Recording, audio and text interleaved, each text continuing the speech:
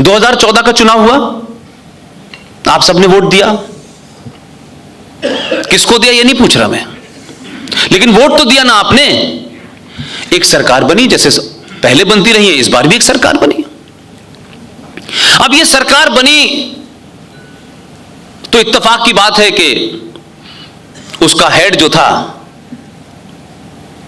उसने अपनी जिंदगी में बहुत ही कम शब्द अंग्रेजी के बोले हैं।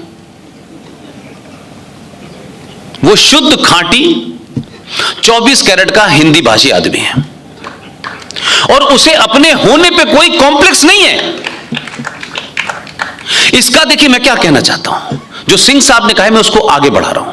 सिंह साहब ने कल्चर, एकेडमिक, जो भी कुछ घपले हुए हैं, किस तरीके से उन चीजों के माध्यम से इस देश की जो आज शक्ल बन रही है, उन वो तमाम कारण हैं।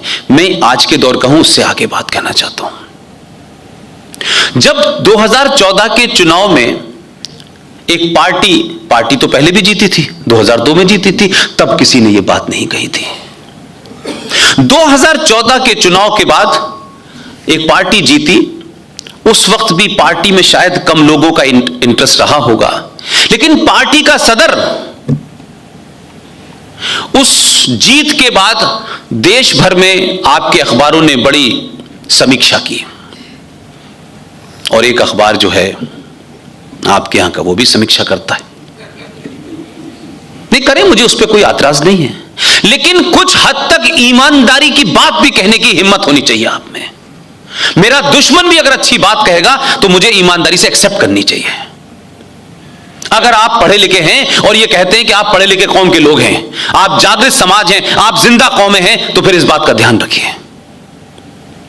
हिंदुस्तान के किसी मीडिया हाउस ने उर्दू, हिंदी, इंग्लिश, मलयालम, किसी लैंग्वेज ने एक बात क्यों नहीं लिखी जो दुनिया के एक बड़े अखबार ने लिखी?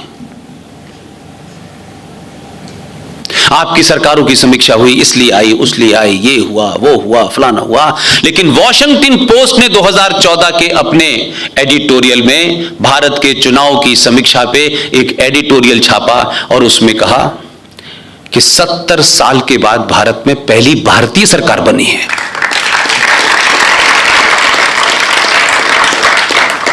यानी इससे पहले जो सरकारें बन रही थी वो भारत को रिप्रेजेंट नहीं कर रही थी, वो ट्रांसफर ऑफ पावर से उपजी हुई ताकतें थी। लेकिन हमें विदेशियों ने बताया, अंग्रेजी अखबार ने बताया कि ये भारतीय सरकार है, हम नहीं मान रहे थे। लेकिन मैं कहता हूं चलिए किसी ने बताया, आपने इतना उसे आत्मसात कर लिया एडिटोरियल को कि 2019 में आपने उससे भी बड़ी भारतीय सरकार बना दी। ये रेफरेंस मैं बार बार इसलिए देता हूं कि जब तक आपका माजी यानी आपका पास्ट कुंठाग्रस्त होगा, इंफीरियरिटी कॉम्प्लेक्स का शिकार होगा, एहसास कमतरी का शिकार होगा, आप जीवन में आपका भविष्य कभी सुनहरा नहीं हो सकता। आपको अपने होने पे शर्म होने लगे, आपको जो कुछ आपने पढ़ा है उसमें आपकी पोजीशनिंग ऐसी हो, हम गरीब लोग थे, जाहिल लोग थे, जातों में बटे हुए थे, हमें कुछ आता ही नहीं था, अंग्रेज नहीं आते तो हम लोटा लेके जा रहे होते हैं। यह एहसास कराए आपको, जबकि आपके यहां लोटे वाली संस्कृति को बताने वाले लोग नहीं है वो ऐसा क्यों था। आपके यहां बाथरूम का कल्चर नहीं था। गुसल खाना कहते हैं जिस गुसल खाने को बंद करके नहाते हैं, जैसे आप बाथरूम कहते हैं, उर्दू में उसे गुसल खाना कहते हैं। इसीलिए कहा जाता है गुस्ल कर लिया कि नहीं कर लिया। गुस्ल मतलब नहा लिए कि नहीं नहा लिए। जिस कमरे को में नहाया जाता है उसे गुस्ल खाना कहते हैं। आपके यहां संस्कृति नहीं थी, आप तो कुएं पे जाते थे। गुस्ल खाने की संस्कृति मीर कासिम के बाद आई, लिहाजा आपके जीवन की हर चीज उसी प्रकृति में जाके मिलके वापस बनके फिर वो कैसे आपको फायदा पहुंचाएगी, उस साइकिल के हिस्से थे आप। जिन्होंने पूरी दुनिया में पर्यावरण का तहस नहस कर दिया वो आपको पर्यावरण पे ज्ञान दे रहे हैं। आपके यहां तो कभी भी जिंदगी में पंजाब की घटना छोड़ दें तो आपके यहां तो कभी हमने सुना नहीं था कि आलू पैदा करने के लिए यूरिया डाला जाएगा। और आपने, उस संस्कृति ने, उन लोगों ने और उनके वारिसों ने जो यहां ट्रांसफर ऑफ पावर से आए थे उसको चलने दिया। अब यूरिया दूध में पड़ रहा है। तो हम अंग्रेजों को यह कह करके कि अंग्रेज आए थे, अंग्रेजों ने यह कर दिया, अंग्रेजों ने यह कर दिया, ठीक है, माना। लेकिन 70 साल में हमने क्या किया है ये तो बताओ। तब तो कोई अंग्रेज नहीं आया था। हमने सवाल पूछना बंद कर दिए।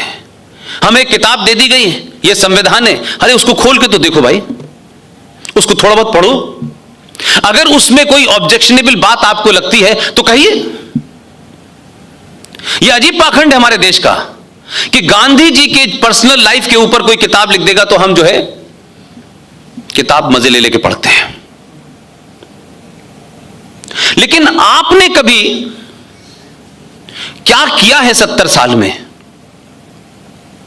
वो नहीं पढ़ा आपने। लिहाजा संविधान के साथ में एक नहीं कई फ्रॉड हुए हैं। एक आर्टिकल है आपके संविधान में 300 समथिंग कुछ है, 333 समथिंग कुछ है, वो मैं आपको बता दूंगा। अंग्रेज जा रहे थे तो जैसे मुगल चाहे कुछ लोगों को चाबी दे गए हैं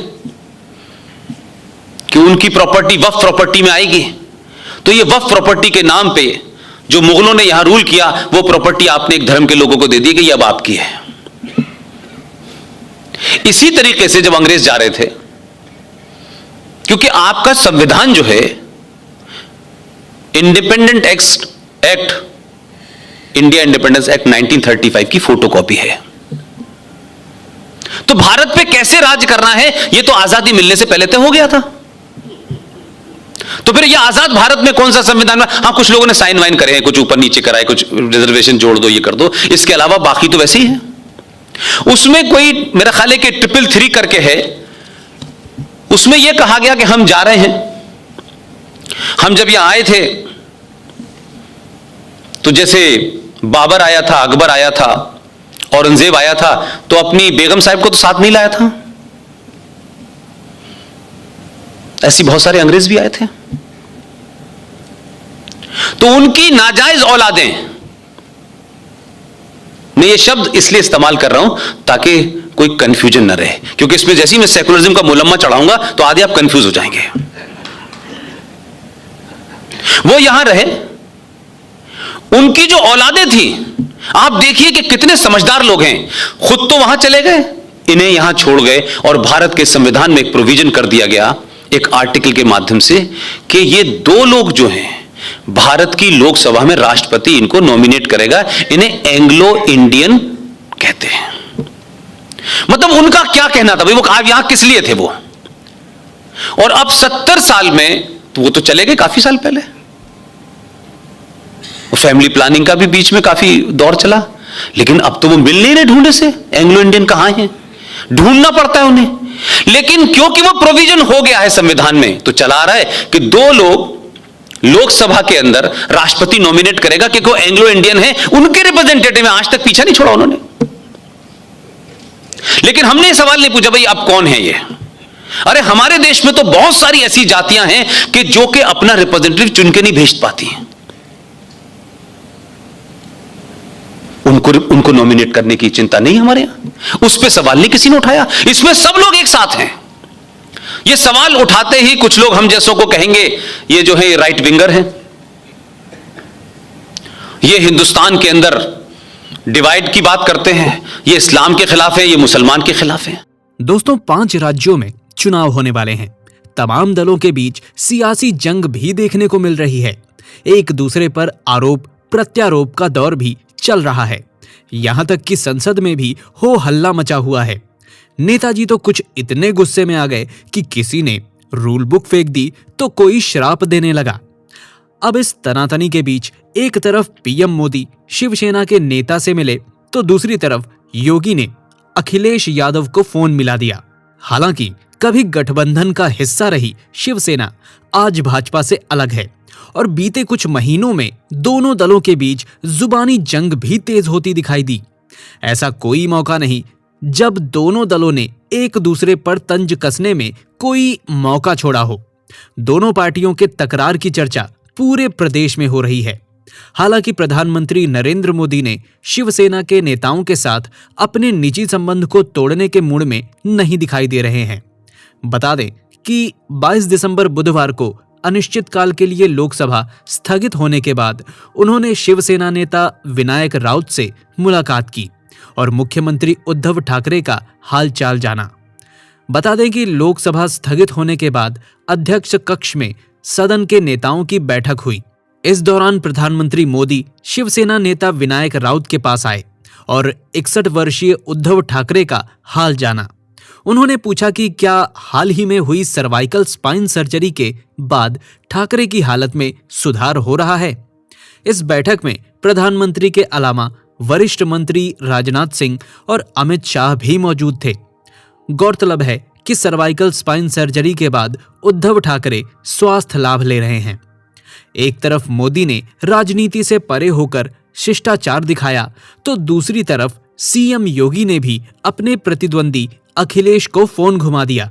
दरअसल यूपी के पूर्व मुख्यमंत्री अखिलेश यादव की पत्नी डिंपल यादव और उनकी बेटी के संक्रमित होने की खबर आई, जिसके बाद मुख्यमंत्री योगी आदित्यनाथ ने फोन कर उनका हालचाल जाना। उन्होंने दोनों के स्वास्थ्य लाभ की कामना की। मुख्यमंत्री ने अखिलेश यादव से भी उनकी सेहत की जानकारी ली। इस पूरे विषय पर आपकी क्या राय है, हमें कमेंट में अवश्य बताएं। दोस्तों, वीडियो में बताई गई बातों से अगर आप भी सहमत हैं तो वीडियो को लाइक करने के साथ साथ ज्यादा से ज्यादा लोगों तक शेयर करें, क्योंकि जागरूकता फैलाने से ही फैलती है। और अगर आपने अभी तक हमारे YouTube चैनल अखंड हिंद को सब्सक्राइब नहीं किया है तो अभी सब्सक्राइब करें, क्योंकि आपका साथ भी बहुत जरूरी है। मिलते हैं एक और नई वीडियो में, तब तक के लिए आप अपना और अपनों का ख्याल रखें। वीडियो को अंत तक देखने के लिए आपका बहुत बहुत धन्यवाद। जय हिंद, जय भारत, वंदे मातरम।